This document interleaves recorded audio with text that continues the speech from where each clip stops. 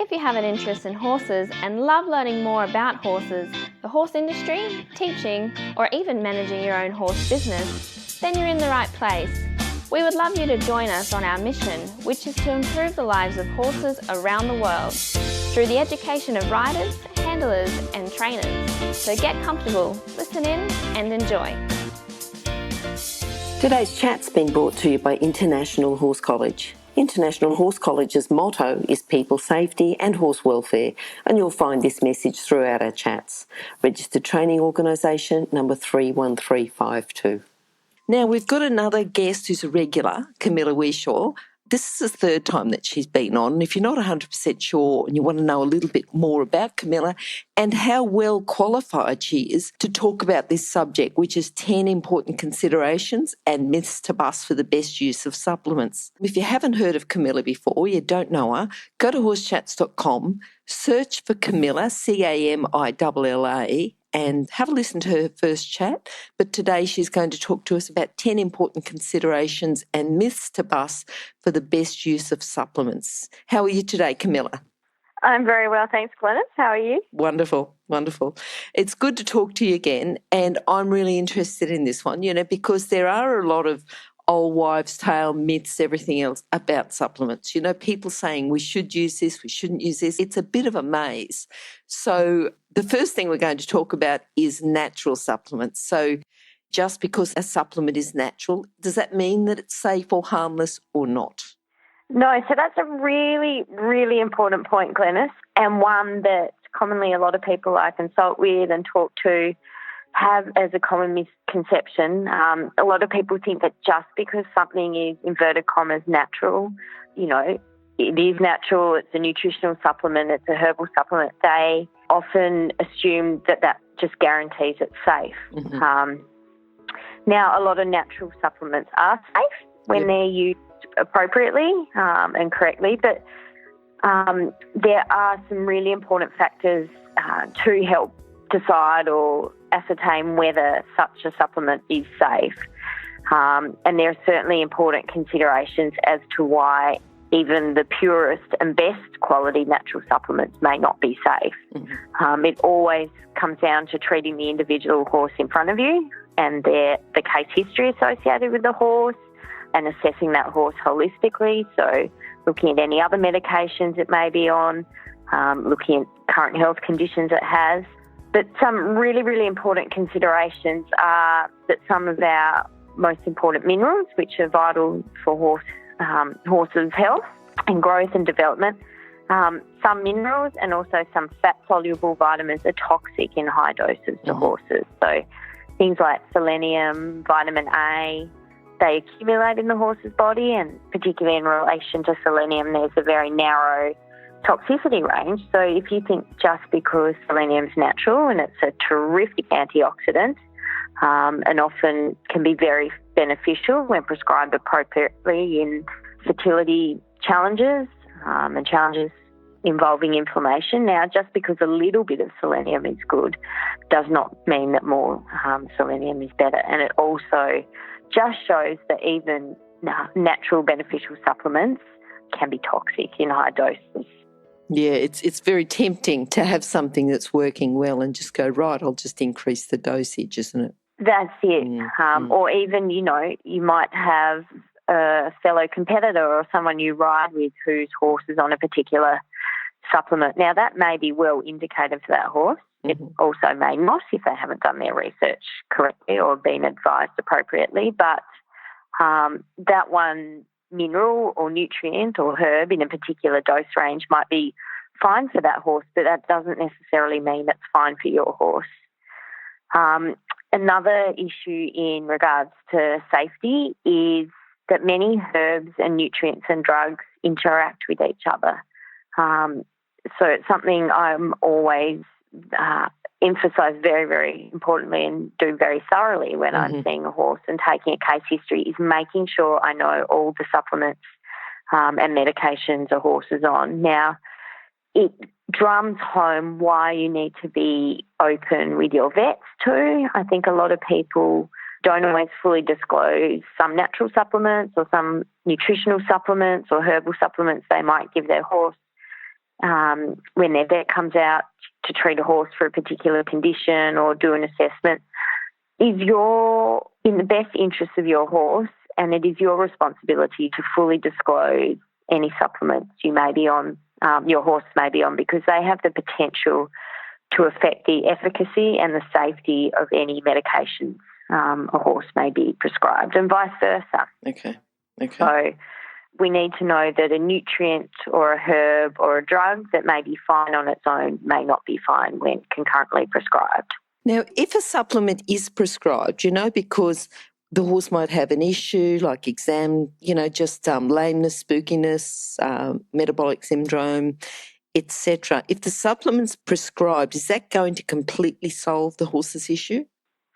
No, Glenn. So a horse may have a condition like humans have a condition. Now, a supplement can be very, very beneficial in targeting specific pathways that contribute to that illness and condition, but very rarely, if ever, will a single supplement or even several supplements completely turn that condition around without making appropriate management changes, without making appropriate dietary changes. It's very, very important to take a holistic approach. Okay. So if you think of nervy horses, a lot of people will give them magnesium. Now, you can give a horse all the magnesium in the world, but it isn't going to miraculously solve the nerviness in the horse if you're a very nervy rider, or its energy intake is far exceeding its energy expenditure. So it's about looking how we give these supplements in a holistic context. And you can't out-supplement a poor diet, a poor exercise regime, or poor exercises. All right. Now, I know that you've talked about one magic supplement that's out there for horses. Tell us a bit about that. Well, Glennis, there isn't one magic supplement. Damn. Again, this ties in quite nicely with the previous point. I think just like humans with maybe dietary plans, horse owners and horse riders can be very, very quick to jump on a bit of a supplement bandwagon. So whether it's chamomile, whether it's aloe vera, whether it's magnesium, a lot of people just seem to think there's one supplement out there that solves all their horse health challenges. And again, the way social media keeps expanding, you'll see on a lot of the forums that people will be, have posts on there. My horse has, for example, insulin resistance, and they'll say, I don't want to change its diet. I don't need to change its diet. What supplement can I give them? And that's really doing a disservice to your horse. Again, the proper use of appropriately indicated supplements can certainly help manage these conditions and help provide a real therapeutic benefit.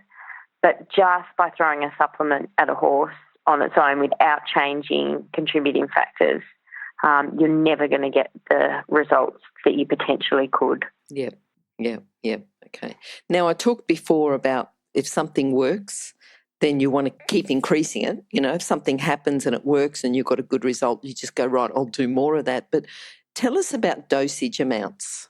How important are they? They are critical, Glennis. When we look at prescribing nutrients and herbs in therapeutic doses, we look at these prescribed treatments differently to how we'd look at what we call our daily nutrient requirements, or RDIs. So they were developed by the National Research Council, and they were last updated in 2007. So that's a good 12 years ago. Yep. Now, and they were based on the minimum amounts of particular nutrients needed to sustain normal health, production and performance of the horse based on available research. Now, since those guidelines were developed, there has been considerable advances in research, and we also need to take into consideration that those guidelines were made in order to sustain health, production and performance, not optimise it, not make the best of it. Okay. So their minimum amounts of nutrients horses need. When we're looking at therapeutic dosing, we're looking at the amounts of nutrients needed to help exert a significant change in health, and they're usually in horses with poor health or are compromised in some way.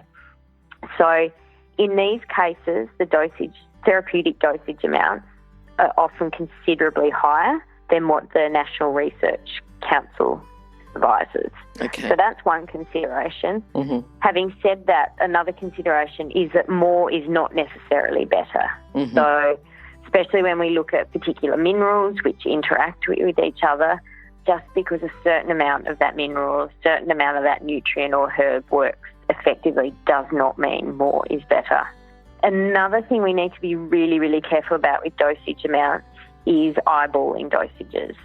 So again, when we're looking at achieving a therapeutic dose amount to exert a therapeutic effect in the horse, we need to be really specific with the doses we use. So if they're liquid herbs, then we look at measuring those liquids in mils. Mm-hmm. If they're minerals or vitamins, we're looking most likely in grams or milligrams. Now, often people go, well, you know, teaspoon of this or a scoop of that, or this scoop from this product's about 3/4 the size of the scoop from another product. And what starts out as accurate dosage can become quite haphazard just through eyeballing dosages. And if you're guesstimating your dosages, one, you're risking your horse's health. Two, there's a good chance you're wasting your money. And three, you mightn't get the desired results you're after. So measuring doses and sticking to the dose that you've professionally been prescribed for your horse is really, really important. Mm-hmm. Mm-hmm. Another point on that is many product labels, again, if we're looking from trying to achieve a therapeutic dose in a horse, Yep. remembering that with a lot of these nutrients, that's higher than the recommended daily intake. A lot of supplements recommend on their dosage labels amounts which are really, really low if you go through the ingredients Mm-hmm. and how much of that active constituent, that nutrient that's really going to make a difference to your horse's health, often they're really quite low in that. So obviously when products are made, profitability is a really important consideration for the company that makes them. But you want to know that your horse is getting a therapeutic dose of the nutrient you're giving Okay. it. So just keep that one in mind. All right. Now, do we need a purpose for the use of each supplement? We sure do, Glenys. So Mhm. I have a real problem when people give a horse a nutrient or a herb or a supplement just because. Yep. If I ask them, why do you give your horse this? Or they say, just because, or Glenys has her horse on this and her horse just won the local ag show hunter class, and people, again, will jump on a bandwagon. I think that's, one, a waste of your money, Yep. two, a waste of your time, and you're potentially compromising your horse's health. So any supplement your horse is given should be prescribed for a specific reason and fulfilling at least one, but more, preferably multiple specific purposes.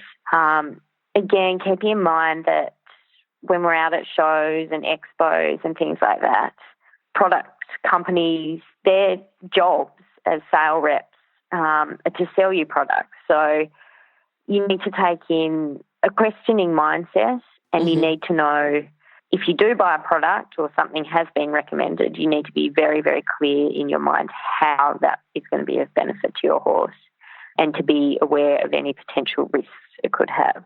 Okay. So each supplement must have a clear purpose for its use. Yep. I like that expression, the questioning mindset. Yeah. Yeah. So it's not to write anything off regardless, but you need to be asking intelligent questions, and importantly, you need to be receiving intelligent answers. Yep. Okay. All right. Now, how soon should we notice the results? Do you feed it one night, see the result the next day? That will be very, very individual, or very much on the horse you're treating, what you're treating it for, and the nutrient or herb or nutritional supplement you're using. So if you've got something like osteoarthritis and you're treating with things like chondroitin and glucosamine and fish oil, you need to allow for 4 to 6 weeks for those nutrients to reach a decent amount in the horse's system to exert their therapeutic effects. So for something like that, you think 4 to 6 weeks.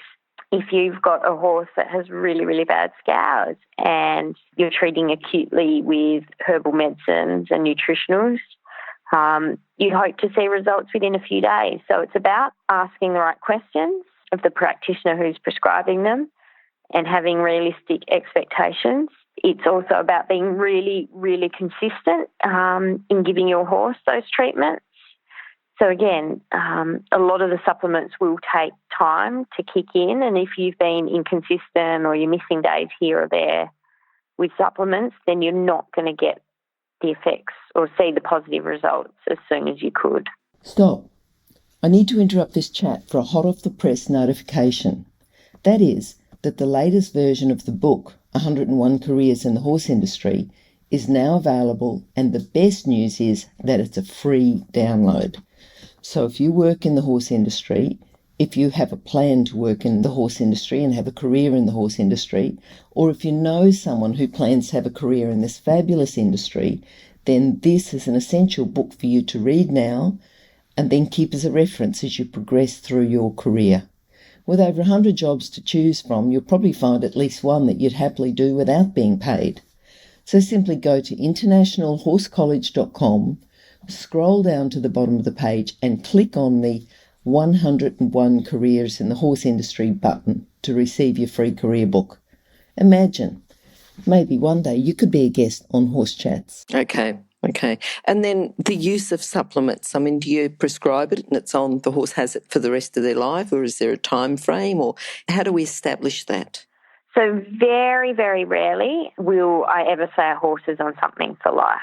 Okay. So again, when you're prescribing herbs or nutrients to a horse, you should have some sort of time frame in mind. Now again, as a practitioner, you'll see that different horses respond to treatments at different time rates, but you should have some sort of guide in your head as to roughly how long a horse will be on treatment for.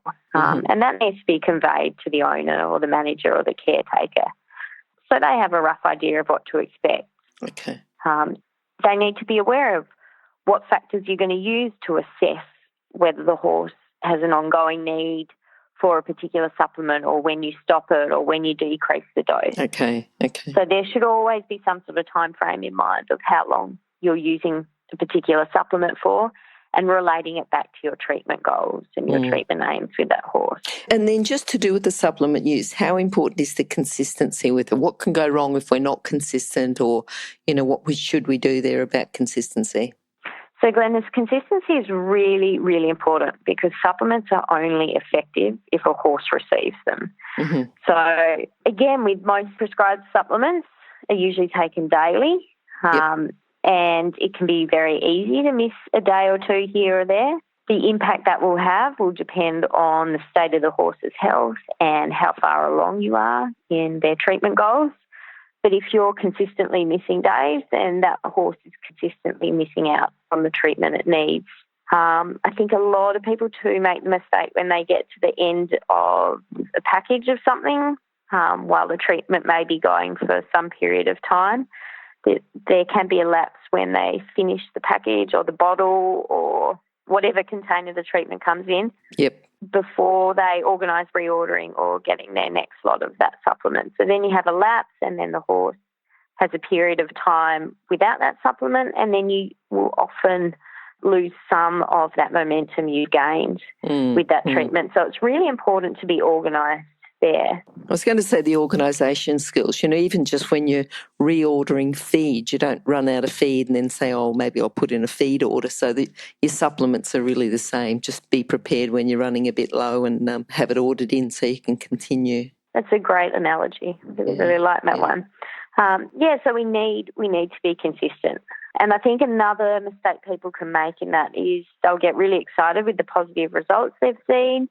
And they will suddenly stop the supplement they're using. And it can, it may be that they've got results quite quickly, or it may be that it's taken time to get to that point. And yes, the majority of those supplements, the horse will come off them in time. But by stopping as soon as you see results, you can quickly lose any momentum or some of the benefits you've gained. So again, having that time frame in mind of how long the horse is likely to be on them, and having the guidance of a suitably qualified and credentialed practitioner is really, really important. Now, what about supplement absorption? What sort of factors can influence that? Okay, so how well the supplement is absorbed can greatly influences how effective that supplement is. So the state of the horse's gastrointestinal tract, or GIT, is one of the first considerations. So if the horse has got really poor GIT health, or its intestinal integrity or intestinal villi, which are responsible for absorption and uptake of nutrients, if they're compromised, then the ability of a horse to use nutrients and herbs you give it are going to be compromised. Okay.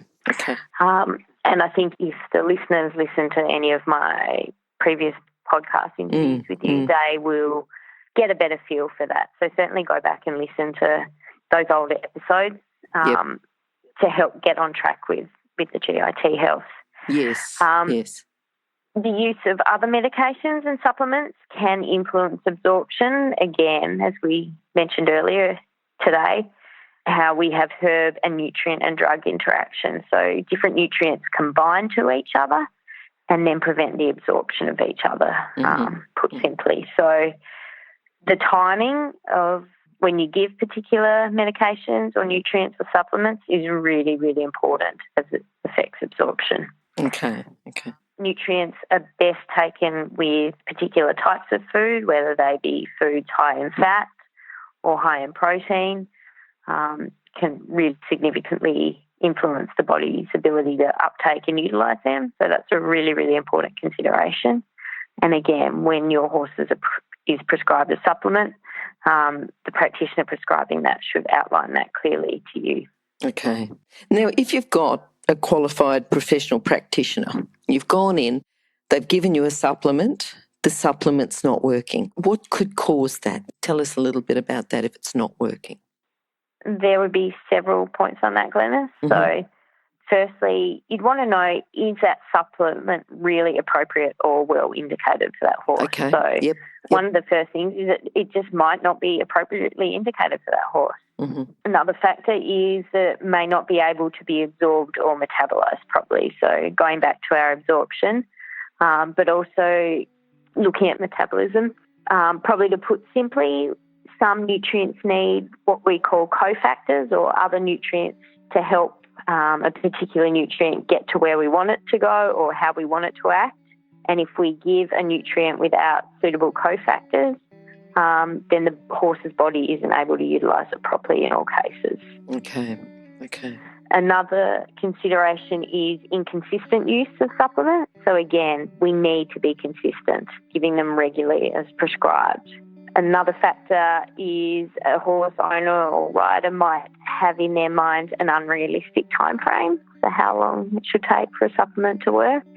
So again, a typical case would be osteoarthritis. Older horses with chronic osteoarthritis, depending on what forms of treatment you give. If you're doing nutritional treatment only as opposed to nutritional and herbal treatment, it'll take longer to see significant results in that horse, and you would be looking at 4 to 6 weeks. Whereas if you had herbal treatment alongside that, which was appropriately indicated, you might start to really see some good results within 10 to 12 days. Okay. Quality of the supplements. So if you're using poor quality supplements and supplements with what we call poor bioavailability, so the horse isn't readily able to absorb and utilise those supplements, they could clearly not work how you'd expect. So again, another good example would be magnesium. If there was a particular horse where magnesium was well indicated, if you gave a poorly bioavailable form of magnesium to that horse, you might not see the results that were expected, whereas if you gave a highly bioavailable form of magnesium, a form that's easy for that horse to absorb and utilise, you could see great results. Another reason why a supplement may not be working is you may not be addressing concurrent factors which are contributing to that horse's condition or illness. So a case might be horse with metabolic syndrome, and you've prescribed really good herbs and nutrients and they're in bioavailable forms and proper dosage. But if that horse is knee-deep in clover pasture and is not being exercised and is gorging itself, then you're not going to get that metabolic syndrome under control. Sometimes it's really hard some owners really close to their horses. They feed them every day. It mightn't be that their horse was ever really sick, but their horse mightn't just be doing quite how they like. And it can be really, really hard for those people to notice sometimes changes over time in their horse because they're seeing them every day. And it can be amazing. You can have a horse that's been under treatment, that's doing really, really well, and the owner's like, oh, I think that's a little bit better. And it's not until they go back and look at old photos and videos, or they go to their riding instructor who they only see once every couple of weeks. They're often the ones that say, boy, your horse looks fantastic, because that horse is in front of the owner's eyes every single day. And I like to think of it like parents with young children who have got babies, who they're with their babies or their children every single day, and they don't realise the growth and development in those youngsters until they look back at old photos, or until grandma, who only sees them once every couple of months, comes and sees them and can't believe how much they've grown. So that's another important consideration. Yep. And then probably the final point under why the supplement may not be working is sometimes people will change a whole heap of things at once, or change a couple of other things at once, which may significantly impact the efficacy of the supplement, or counteract it, or just contribute to the way it's utilised, or contribute to their horse's health. So they may add the supplement and they may suddenly alter the training regime of that horse, or the exercise regime, or the turnout of that horse. So again, it's assessing it in a holistic context, and remembering that one supplement's not on its own won't turn the world around in a day. Okay. I think you've well and truly busted some myths there about the use of supplement. A lot of information. And I think if people are listening to this thinking, do I have the right supplements? I just need to talk to a professional. Who can I contact? Camilla, can I recommend you? What are your contact details? You certainly can, Glenys. My contact details, my email is Camilla, so CAMILLA at Optim Equine, OPTIMEQUINE.com. They can also jump onto www.optimequine.com. Optim Equine, again, all one word, just to get a bit of more of a feel for what I do and the work I do and how I practice. And they can jump on there for some resources to help educate themselves. And they can also follow Optim Equine on Facebook. So again, usually weekly little tips and bits of info to really get people thinking about their horse's health, and learn a little bit about different herbs and nutrients and health conditions in the horse, and what they can do to help their horse and help their horse be its very best. Oh, that's good. Yeah. And just for people that may have missed that, if you go to horsechats.com and just search for Camilla, CAMILLA, you'll find her contact details, her phone number, her email, her website, and also her Facebook link. And you'll be able to find those on one of her pages, because you've got a few at Horse Chats. And I think Optim Equine has got quite a lot of information there too, just to sort of jump on, have a read and hopefully clear something up. But Camilla's details are there if you do need to contact her.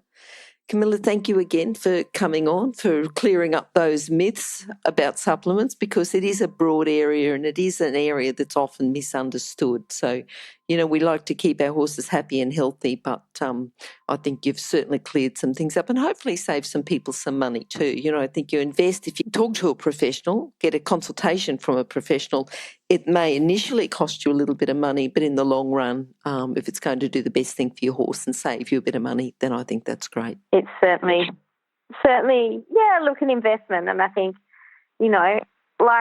maybe like a saddle for your horse, if it doesn't fit properly and it's causing your horse pain and you're uncomfortable riding in it, then, you can fiddle around all you want with it, but it's not going to be right. And, similar analogy with supplements. If if it doesn't fit, if it's not right for your horse, then you're not going to realise your horse's best potential, and it's not going to realise its best health. So get properly advised from the start, and, enjoy having a really happy, healthy horse who performs how you want it to. I think we all need that, yeah.